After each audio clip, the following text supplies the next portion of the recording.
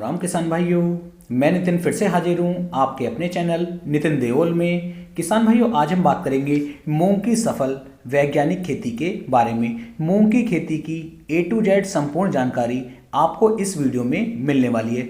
मूंग की खेती के अंदर कौन कौन सी समस्याएं हमें किस किस समय पर देखने को मिलती हैं, कौन कौन से रोग आते हैं, कौन कौन सी फंगस आती है, या फिर किस समय पर हमें स्प्रे करना है, किस समय पर हमें कौन से खाद डालने हैं, कौन कौन सी अच्छी वैरायटियों का हमें चयन करना है।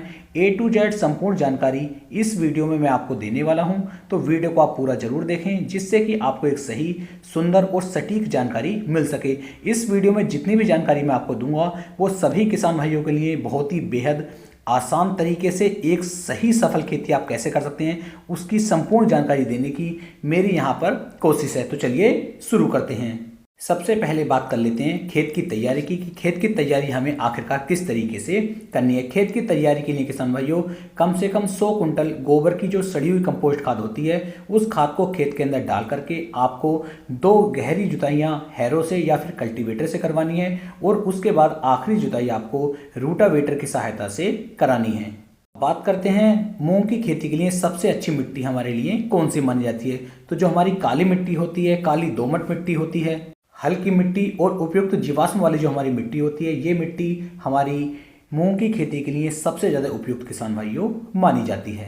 मूंग की खेती को करने के लिए यदि मैं अनुकूल समय की बात करूं तो लगभग 1 मार्च से लेकर के 5 अप्रैल तक यदि आप इसकी बुआई करते हैं तो बहुत ही अच्छी पैदावार मूंग की फसल आपको निकाल करके दे सकती है। किसान भाइयों बात कर लेते हैं उन्नत किस्मों की। यहाँ पर किसान भाइयों 2 उन्नत किस्मों के बारे में आपको बताने वाला हूँ, और इन दोनों किस्मों की जो बुआई है वो पिछले वर्ष हमने की थी और हमें बहुत ही शानदार वाली अच्छी पैदावार किसान भाइयों इन किस्मों ने निकाल करके दी है। जो हमारी पहली किस्म है वो है किसान भाइयों शक्तिवर्धक ब्रांड की विराट गोल्ड। ये जो किस्म है किसान भाइयों लगभग 70 से लेके 72 दिन के अंदर पक करके तैयार हो जाती है। साथ साथ इस पर जो फूलों की व्यवस्था है, जो इस पर फूल आते हैं 50% फूल जो है किसान भाइयों इसके ऊपर लगभग 40 से लेकर 42 दिन के अंदर आ जाते हैं। पौधे की ऊंचाई भी लगभग इसके 60 से लेकर 65 सेंटीमीटर के आसपास रहती है, और शाखाओं पर यानी कि एक एक पौधे पर लगभग आपको 5 से लेकर 6 शाखाएं देखने को मिल जाती हैं। गुच्छों की संख्या किसान भाइयों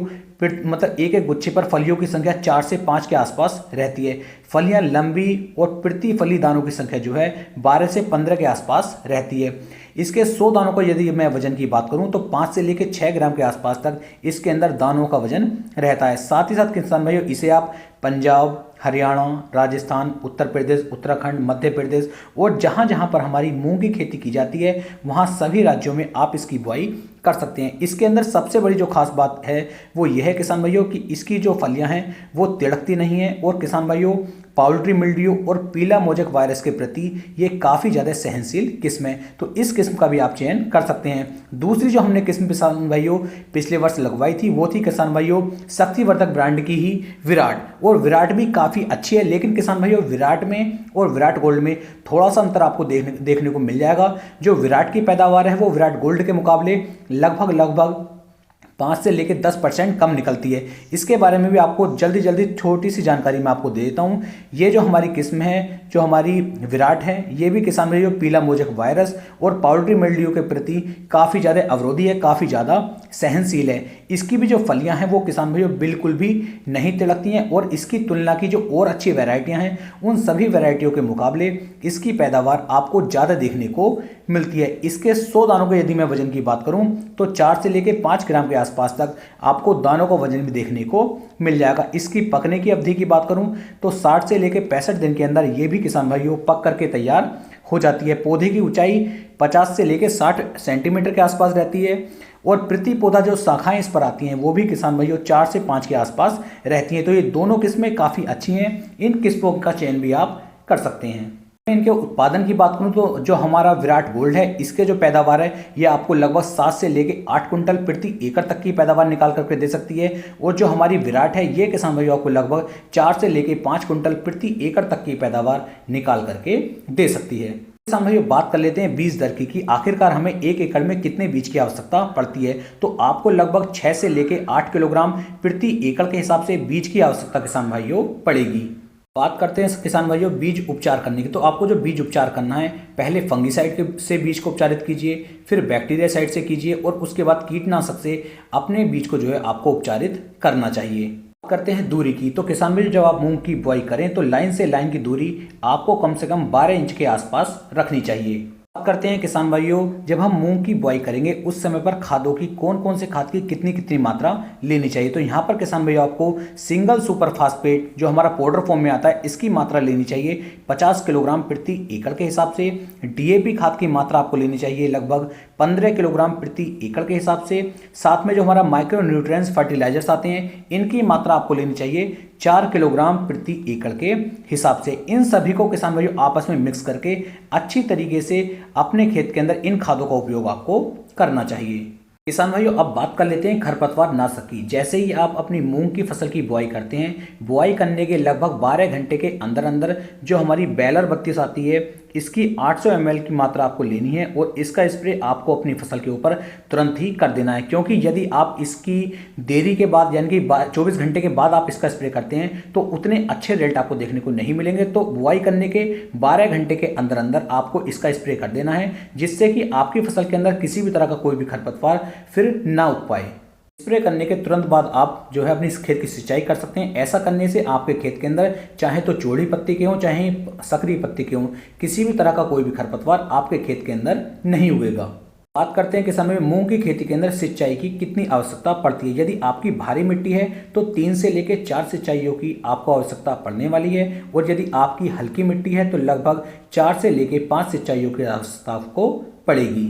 यदि मैं सिंचाई के समय की बात करूं तो लगभग 12 से लेकर 15 दिन के अंतराल पर आप अपनी मूंग की फसल के अंदर सिंचाई कर सकते हैं और अपने खेत को देखकर भी आप अंदाजा लगा सकते हैं। यदि खेत के अंदर नमी है तो आप थोड़ा टाइम बढ़ा भी सकते हैं। बात करते हैं मूंग की फसल के अंदर खाद हमें किस समय पर डालना चाहिए और कितना खाद डालना चाहिए। तो मूंग की खेती के अंदर आपको सिर्फ एक ही बार खाद डालना है और ये जो खाद आप डालेंगे जब बुआई से लगभग 15 से लेकर 17 दिन के अंतराल पर आपको पहला खाद डालना है और इस खाद के अंदर आपको यूरिया खाद लगभग 20 किलोग्राम प्रति एकड़ के हिसाब से आपको लेना होगा और जो हमारी सल्फर 90% में आती है इसकी मात्रा आपको 4 किलोग्राम प्रति एकड़ के हिसाब से लेनी होगी और इन दोनों को मिला करके आपको जड़ों के पास में डलवा देना है और बाद में अपने खेत की आपको सिंचाई करनी है। अब बात करते हैं मूंग की फसल पर लगने वाले रोगों की। तो मूंग की फसल पर ज्यादातर रोग आपको थ्रिप्स देखने को मिलेगा, सफेद मक्खी, एफिड, जैसिड प्रकोप आपको देखने को मिलेगा, सेमी लूपर का अटैक आपको देखने को मिलेगा, पीला मोजक वायरस का अटैक आपको देखने को मिलता है, रस्ट का अटैक आपको देखने को मिलता है, पाउडरी मिल्ड्यू का अटैक आपको देखने को मिलेगा, डाउनी मिल्ड्यू का अटैक आपको देखने को मिलेगा। इन सबसे आप अपनी फसल को किस तरीके से बचा सकते हैं उसके बारे में आपको बता देता हूं। करते हैं पहले स्प्रे की। जो पहला स्प्रे मैं आपको बता रहा हूं ये स्प्रे आपको बुआई से लगभग 14 से लेकर 16 दिन के आसपास पर करना है। यहां पर किसान भाई जो हमारा इमामेक्टिन बेंजोएट आता है इसकी मात्रा आपको लेनी है 50 ग्राम प्रति एकड़ के हिसाब से और जो हमारा यूपीएल का साफ फंगीसाइड आता है इसकी मात्रा आपको लेनी है 250 ग्राम प्रति एकड़ के हिसाब से और इन दोनों को मिक्स करके आप इनका स्प्रे अपनी फसल पे करेंगे तो आपकी फसल के ऊपर ना ही तो कीटों का अटैक रहेगा और ना ही किसान भाइयों फंगस का अटैक भी आ पाएगा।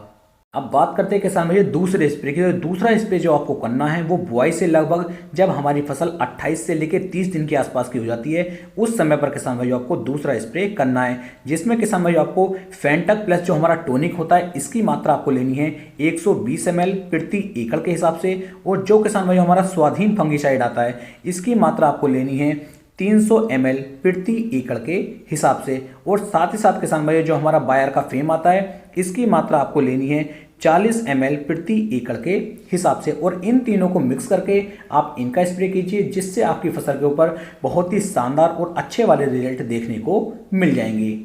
अगर आपकी फसल अच्छी तरीके से ग्रोथ नहीं कर रही है, अच्छी तरीके से बढ़वार नहीं कर रही है तो उस कंडीशन में आप अपनी फसल के ऊपर NPK 19-19-19 प्लस जो हमारी सागरिका लिक्विड में आती है इन दोनों का स्प्रे भी कर सकते हैं जिनकी जो मात्रा आप ले सकते हैं लगभग 300 ml प्रति एकड़ के हिसाब से आपको सागरिका का इस्तेमाल करना है और 1 किलोग्राम प्रति एकड़ के हिसाब से आपको NPK 19-19-19 का इस्तेमाल करना है जिससे आपकी जो फसल है वो अच्छी तरीके से ग्रोथ करनी शुरू कर देगी। इस तरह से किसान भाइयों मैंने आपको पूरा शेड्यूल बताया। इस तरीके से यदि आप चलते हैं तो मात्र 60 से लेके 65 दिन के अंदर मूंग की जो फसल है ये आपको एक अच्छी और शानदार पैदावार निकाल करके दे सकती है। इसी तरीके से चलने से आपको लगभग 6 से लेके 7 कुंटल की पैदावार देखने को मिल जाएगी। इतनी शानदार खेती आपको कहीं भी देखने को नहीं मिलेगी जो 60 से लेकर 65 दिन के अंदर आपको एक शानदार पैदावार निकाल करके दे सके। यदि वीडियो अच्छी लगी हो तो वीडियो को आप ज़्यादा से ज़्यादा किसान भाइयों तक शेयर करें। तो फिर मिलेंगे एक नई वीडियो में एक नई जानकारी के साथ। तब तक के लिए मेरे सभी प्यारे किसान भाइयों को राम राम जी।